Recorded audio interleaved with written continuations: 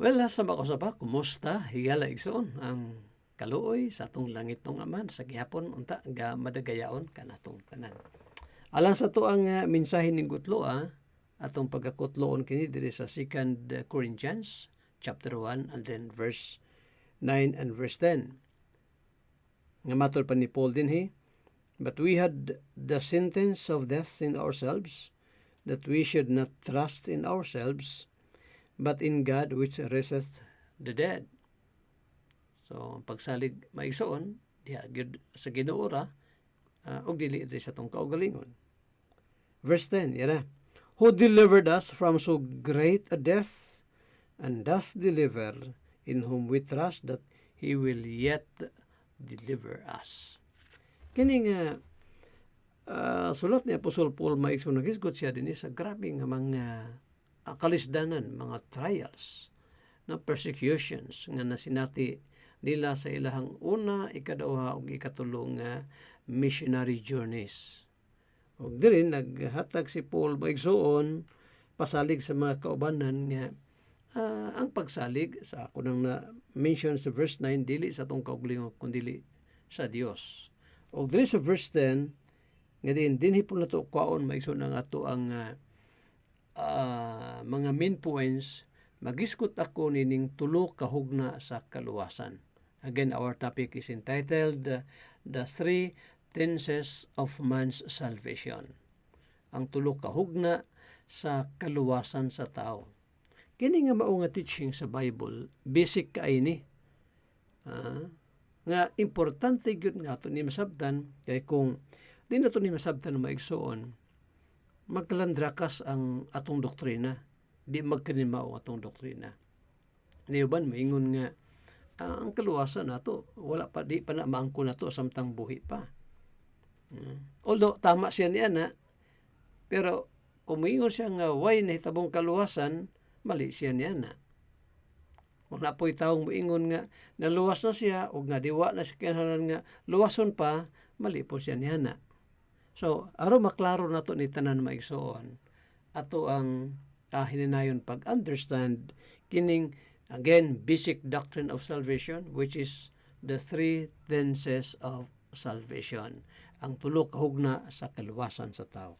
Unsa nang mga hugna pastor or nagkadiyang mga kaluwasan? Una maigsoon na gitawag nga past salvation. Kanang kaluwasan nga nahitabo na, miagi na. Ikaduha, kanang kaluwasan nga magakahitabo pa, no? Mahitabo dapat kada adlaw.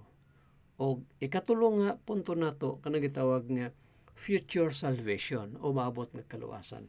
Now, ang Bible gatudlo maigsoon nga kita gibuhat sa Dios as a tripartite being.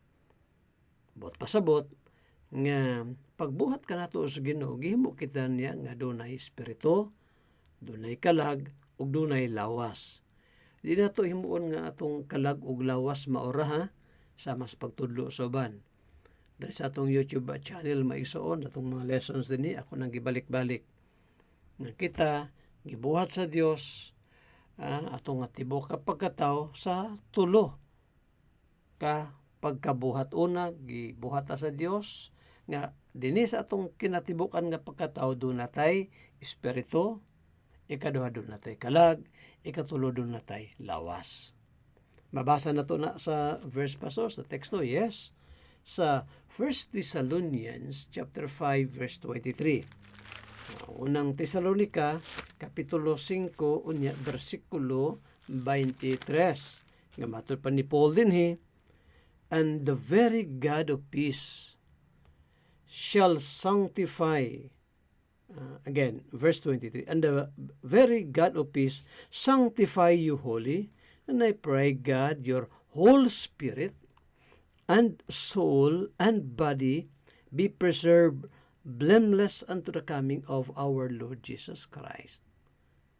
Pangaliyo po daw ni Apostol Pablo sa mga Christians dito sa Thessalonica nga ang ilang tibuok nga pagkatao, espiritu, kalag ug lawas mabinantayan unta nga dili masalawayon hantod sa pagbalik ni Ginoong Hesukristo. Now, mga igsoon, ang atong tibuok kapag katao sa unang gibuhat ang atong unang ginikanan, mapatoy problema. May come-in ang problema sa dihang nakasala atong unang mga ginikanan. Og ang deklarasyon sa Biblia, Roma 3:23, sanglit nakasala man ang tanan ug nakabsan sa himaya sa Dios. Roma 3:23 kana. Roma 5:12, pinagi sa usa ka tawo, pinagi ni Adan. Misala ang misulod sa kalibutan ang sala. Unya tungod ini ang tanang tawo nangamatay tungod kay ang tanang tawo nakasala man. So mga igsoon, ang relasyon sa tawo sa Dios ug sa tawo mao nga naputol kana. Kini maigsoon nga akong gisgutan sa ako nang giingon, basic kay kini. So naputol ang relasyon sa tawo tali sa Dios, no? Ang relasyon sa tawo ngadto sa Dios naputol kana. Ang hinungdan mao ang sala. Ug mo ni giingon sa Isaiah 59 versikulo 1 ug versikulo 2. Mo siya giingon din ni Prophet Isaiah. Matud pa niya diri sa again Isaiah 59 and then verse 1 and verse 2 he said, "Behold, the Lord's hand is not shortened that it cannot save." Wala daw pangbubi sa Ginoo ang iyang kamot nga dili ni makaluwas, ni gipabug-atan sa Dios ang iyang igdulungog aron dili kini makadungog. Neither his ear heavy that it cannot hear. Versikulo 2, matud pa dinhi, "But your iniquities have separated between you and your God." Apan ang inyong mga kasalanan mo'y nagpahamulag tali kan ninyo og sa Dios, sa inyong Dios. And your sins have hid his face from you that he will not hear. So ang sala mo'y nakapahamulag sa tao gikan sa Dios. Og tungod ani maisuon, ang tao namatay spiritually. Number 1 gyud nga nahitabo na natin sa tao maisuon, mao nga namatay siya spiritually. Physically alive but spiritually dead. Nganong patay siya tungod kay nahamulag kay mao man ni definition sa pulong kamatayon maisuon. Ang ipasabot sa kamatayon is separation, pagkamulag. So ang tao namulag spiritually sa Ginoo. Dinhi mo come-in maigsuon kining tulo ka hugna sa kaluwasan. Gilay down lang sa nako ang pundasyon ni ining kaimportante sa kaluwasan sa tao. So aron nga ang tao kung mamatay siya physically, maabot siya sa langit o sa gingharian sa Dios, importante sa tao nga sa buhi pa siya physically sa lawas. Maigsuon nga ang iyang espiritu ma-regenerate, ma-born again. Ang i-born again, ang ipakatawo pag-usab, mga igsuon, ang spirit dili ning body, dili pod atong kalag. Ang i-born again, ipakatawo pag-usab, ang ato nga espiritu.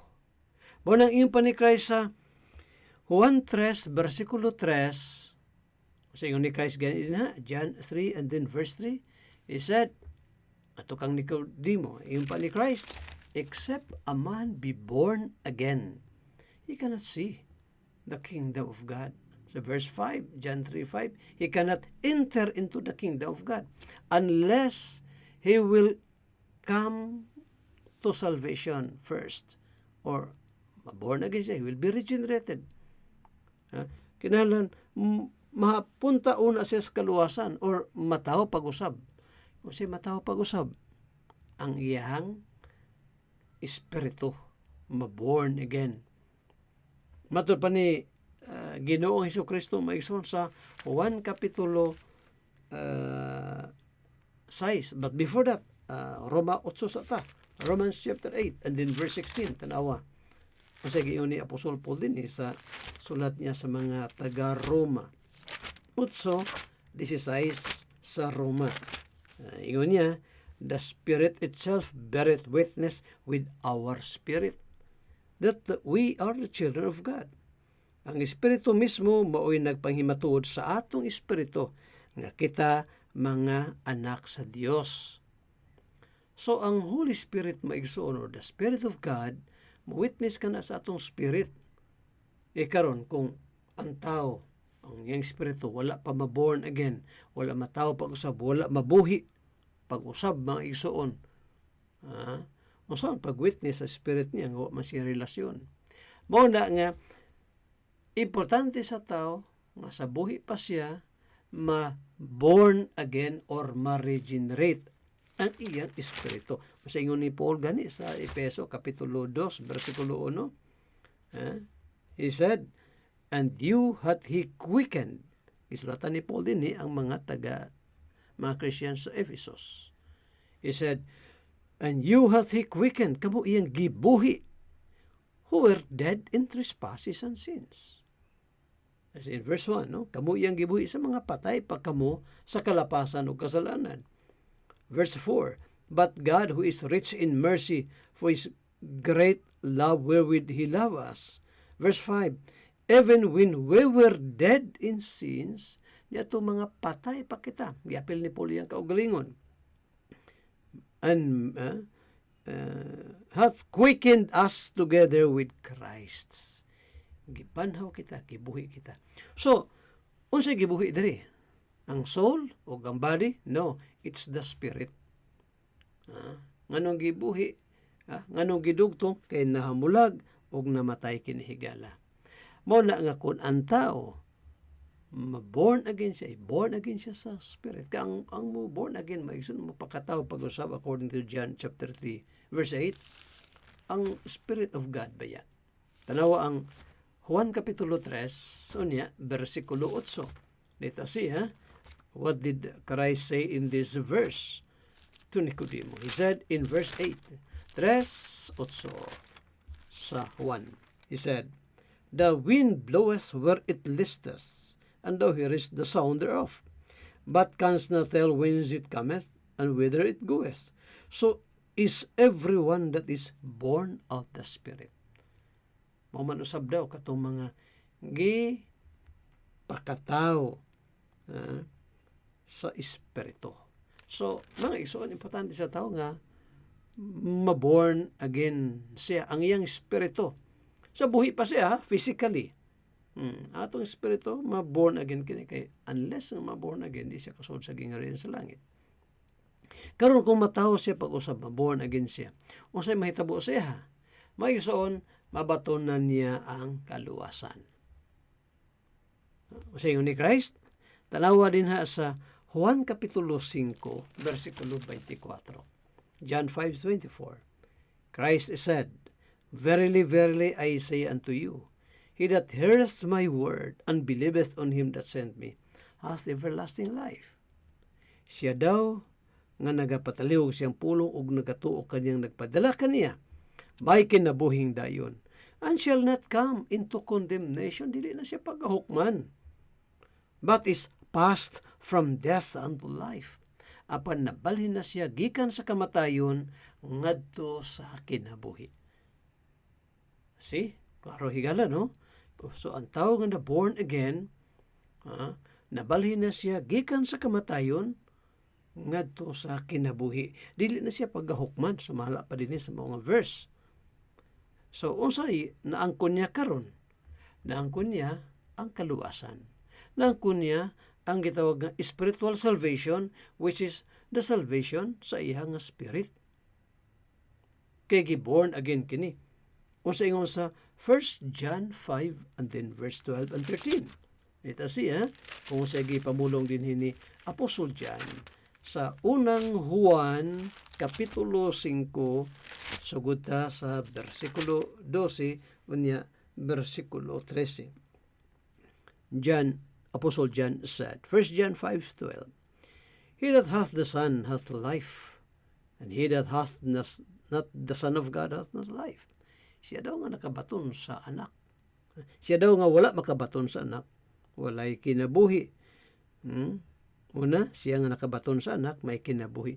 Apan siya nga wala makabaton sa anak sa Dios, walay kinabuhi. Versikulo 13, "These things have I written unto you that believe on the name of the Son of God." Kini mga butanga, gisulat ko kaninyo nga mga nalagpanuo sa ngalan sa bugtong anak sa Dios. that ye may know unsay purpose nga nagsulatan ni John, sila nga mga Christians, silang mga nagsalig kang Christ. Aron masayod kamo that ye may know that you have eternal life, and that ye may believe on the name of the Son of God. Aron kamo masayod nga kamo nakapanag-iyan na sa kinabuhing dayon. Klaro higala ang Bible. So, ang tao, kung siya i-born again sa Ginoo, ang iyang spirit, kung i-born again siya, kung sa iyang maangkon, angkon niya kaluwasan.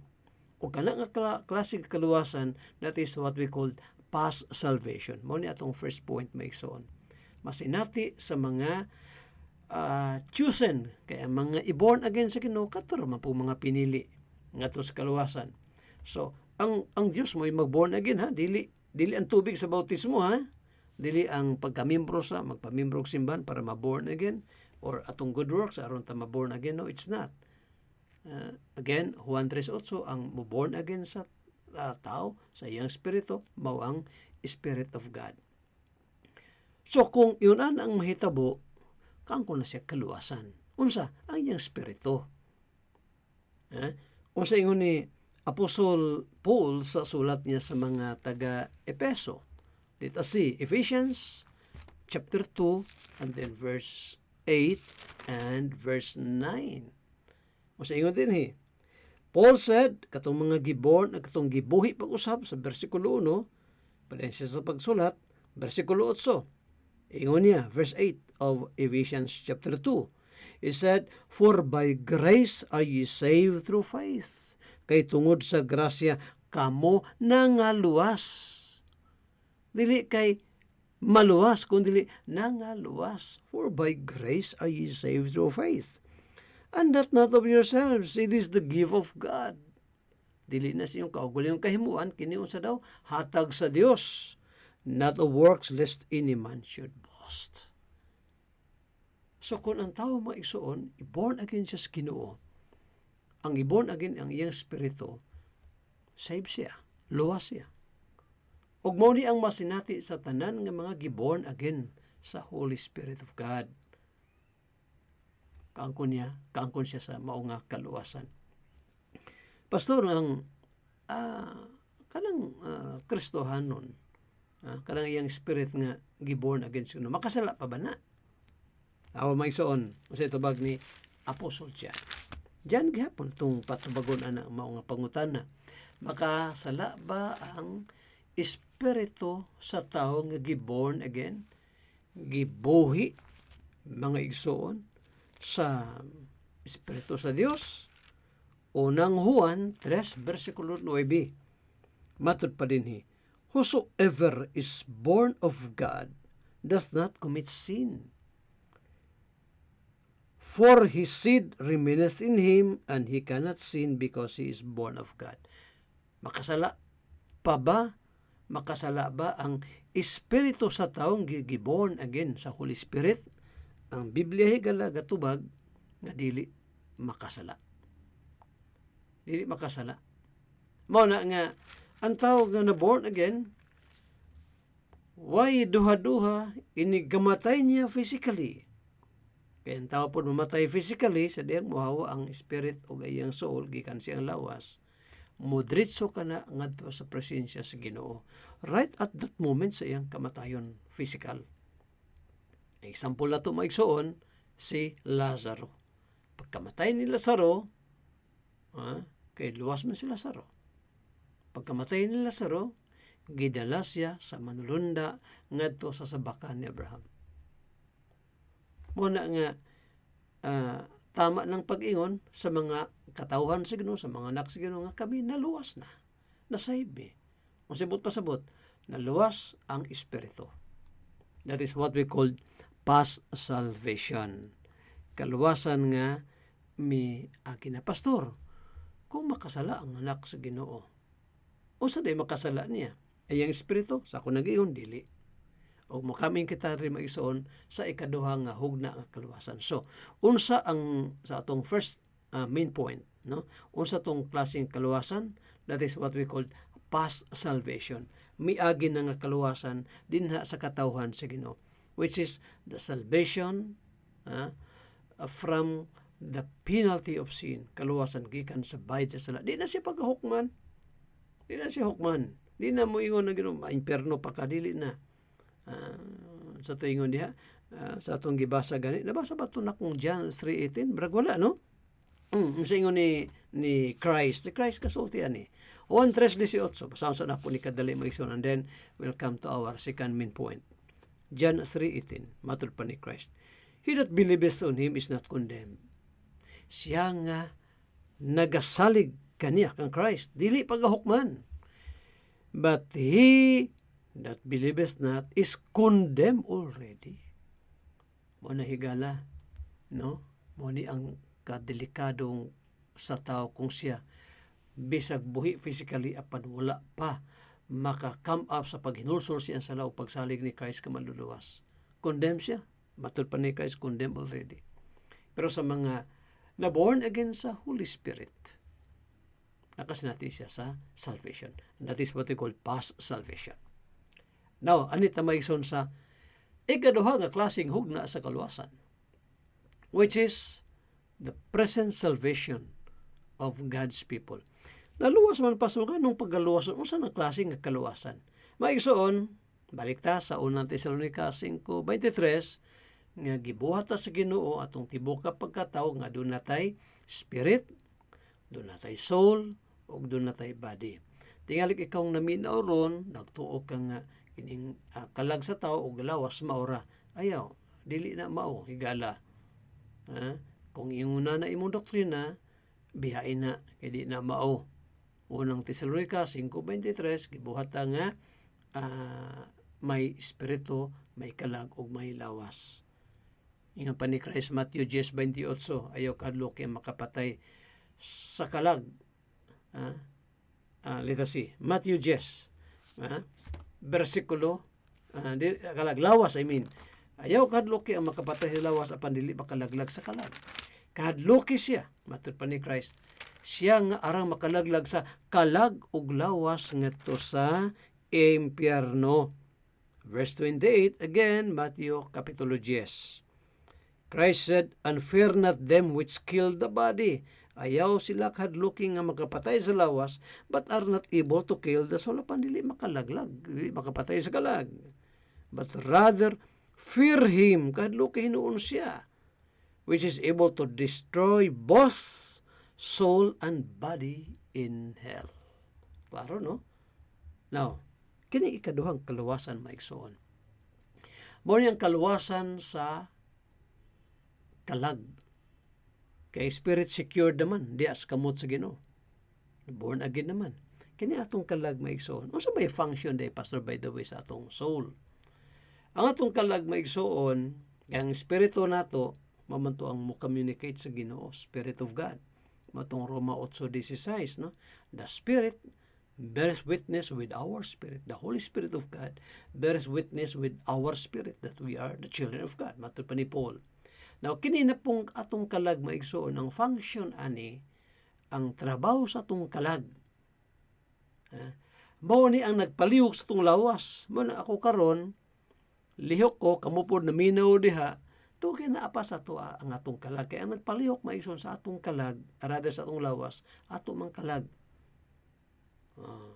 Unya, dinhi, importante sa atong kalag, nga kinahanglan makakaon siya kanunay sa pulong sa Ginoo. Now, as a verse na to na, Pastor, dapat makakaon ta atong kalag sa pulong sa Ginoo. Di ning lawas sa mga igsoon, kay kini atong lawas ang pagkaon ani kanang ginabutang sa lamisa, no? Mo ni itong pagkaon material, mo ningon ni Christ Matthew 4:4, nga ang tao dili mabuhi sa tinapay lamang kundi sa matag pulong nga magagula gikan sa baba sa Dios. So, ang pagkaon sa atong kalag mao ang pulong sa Ginoo. Karon sa tao nga na born again, nganong gikinahanglan niya nga makakaon iyang kalag sa pulong sa Ginoo? Kay kung kulang sa feeding maigsuon, magkaluya ni. Unya, madala ni sa atong daan nga pagkatao na, remember, sa dihang, wala ko ma-mention, no? Sa dihang ang tao higala, nakasala. Ang nabatunan niya is usa lang ka kinayahan. Sa dayang nakasala si Adan ug si Eva, so pa sila maluwas, nakasala sila. Kita po na yung mga makasala. Ang atong nabatunan, yatong wa pataluwas sa kitang mga giluwas. So, pataluwas sa Ginoo. Ang naa sa tua o sa mga taong wa pa kasi natin kaluwasan karon, usa lang ka nature, usa lang ka kinayahan, which is sinful, depraved, corrupt nature, Adamic nature. Muna'y ato ang nabatulan ng kinayahan. Makasasala ang kinayahan. Pero sa diha nga giborn again ang spirit sa tao, pinagi sa Holy Spirit, nakabato na siya bag-ong kinayahan, two natures na. Divine nature o katong nagpabilin niya nga old sinful depraved nature. Mao na nga importante sa tao nga ang iyang kalag makakaon sa pulong sa Ginoo, or else madala kini sa atong daan nga pagkatao. Mo nang dapat makakaon ta aron nga kita dili maadto dito sa pagpakasala nga dinhi madala ang atong kalag. Kung asa gani ang maisuon, asa ta strong sa spiritual side ba or dinhi sa atong daan nga pagkatao, diya magagad atong kalag. Manang ginapakaon kini kanunay sa pulong sa Ginoo. O sa ingon ni Apostol Paul, Roma Kapitulo 6, siyang sulat nato sa mga taga-Roma, mga Christians, gisulatan ni Paul din. Roma Kapitulo 6, let us see, sa giingon ni Apostol Paul, Roma Kapitulo 6, kunya versikulo suguta sa versikulo 12. Paul said, let not sin therefore reign in your mortal body. Ayaw tuguti nga ang sala muhari diya sa inyohang kini ato ang lawas nga may kamatayon, that ye should obey it in the lust thereof. Pero inyong pagatumanon ang mga pangibog niini. Ayaw tuguti nga ang sala muhari diya sa inyohang mamatay nga lawas. Neither yield ye your members as instruments of unrighteousness unto sin, but yield yourselves unto God as those that are alive from the dead, and your members as instruments of righteousness unto God. So ayaw, yung pa ni Pablo, ayaw, parian ng sala diha sa inyo nga kamatayon, may kamatayon nga lawas. So asa na maigsoon? Diha na sa itong kalag. Munang, mga igsoon, kini nga maong klaseng kaluwasan, which is a present salvation, mao ni siya ang moment-to-moment salvation. Matagutlo ni higalang kaluwasan. Nga, dili ta magpaulipon sa daan natong pagkatao. Si Apostol Paul, Romans 6 man naigiyon niya sa Roma 7. Iyon niya, di ko kasabot sa akong kaugalingon. Nabantay mo ng versikulo, verse 15. It said, 15, but that which I do allow, verse 15 again. For that which I do, I allow not. For what I would, that do I not, but what I hate, that do I. Yung pa ni Pablo, ang mga butang nga, akong gidumilian mo, akong mahimo. Ang paghimo bagdaotan, iyang gidumilian niya na, apan mo na iyang mahimo hinoon. Ang mga butang nga maayong buhaton, dili niya mabuhat, he said. Verse 16, if then I do that which I would not, I consent unto the law that it is good. Verse 17, now, then it is no more I that do it. Dili na ako karon nagbuhat anang maong nga sala. But sin that dwelleth in me, muna importante sa tao higala, recognize ko nato ni ha? Kita mga nasave by the grace of God, nga wala ma-eradicate, wala mawala ang atong daan nga kinaiyahan. Old, sinful, depraved nature. Nagpabili na. Mo nang magbantay ta ang atong kasing-kasing limbungan. Ito na ma-recognize, maisuon na, mahulog ito sa pagpakasala. Di kita kabantay. Verse 18, Romans 7:18, Paul said, for I know that in me, sayod ako nga sa akong pagkatao, that is in my flesh, dwelleth no good thing.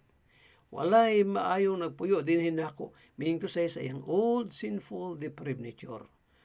Mga isuon dinhi mo sulod sa kunang giingon, pakaonon ang atong kalag sa pulong sa Dios aron dili ni badala diha sa atong daan nga pagkatao.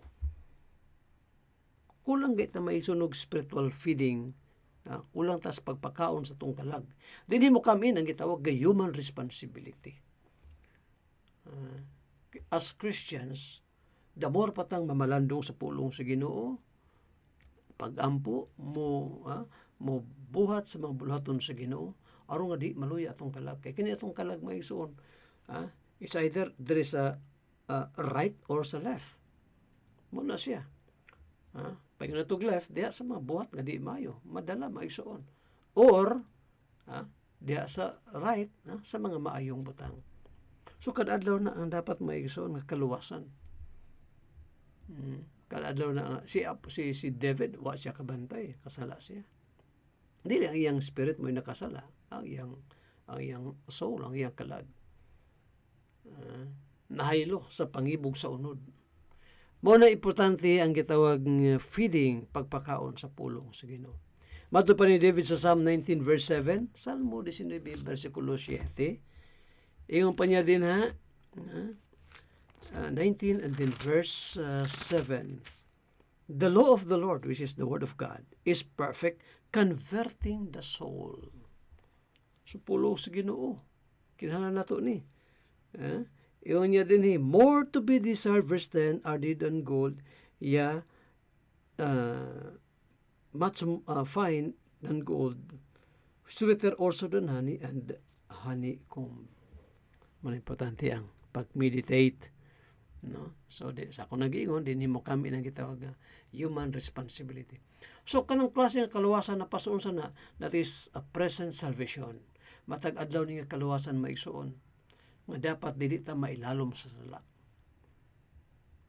Sa kalag na katong sa spirit na to, secured na to in the hand of God. Aron nga di ta makasala, atong soul pakaunon sa pulong sa Ginoo, magampo kanunay, magbantay kanunay. That is our second main point. Katapusang punto no maigsoon. This is what we call future salvation o maabot nga kaluwasan. Unsa na nga kaluwasan na? Dili na sa spirit maigsoon, kay secured na kana sa kamot sa Ginoo. Ang future salvation mao kining salvation sa atong lawas. Kining lawas nato madunuton man ni. Asa na ito mabasa na Pastor Gani? Roma Kapitulo 8, versikulo 23. Romans chapter 8 and then verse 23.